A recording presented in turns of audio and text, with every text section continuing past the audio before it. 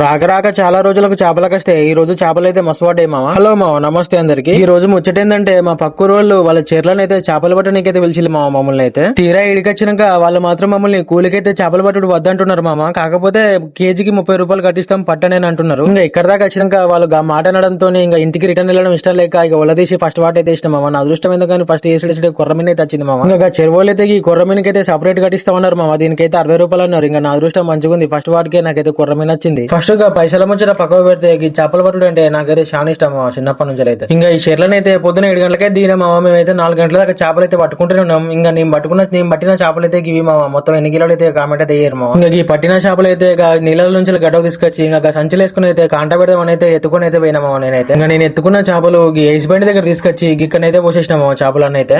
ఇప్పుడైతే నేను తీసుకొచ్చిన చేపలు అయితే వీళ్ళందరికీ ఐసులను అయితే ప్యాక్ చేసి ఇంకా పెద్ద పెద్ద సిటీలలో అయితే అమ్ముతారు మామ. ఇంకా ఎంతైనా మన పల్లెటూర్లలో ఉన్నోళ్ళకి ఫ్రెష్ చేపలు అయితే తినగలుగుతారు మామ. ఇంకా నేను తెచ్చిన చేపలు అయితే వాళ్ళైతే జోకేసి మామ. నేను పట్టిన చేపలు అయితే 40 కిలోలు. నేను 40 కిలోలు అంటే 40 × 30 రూపీస్ తోటి 1200 అయితే వస్తున్నాయి మామ. నాకైతే వీడియో నచ్చినట్టయితే లైక్ సబ్స్క్రైబ్ అయితే చేసుకోరు మా. ఉంటా మరి, బాయ్.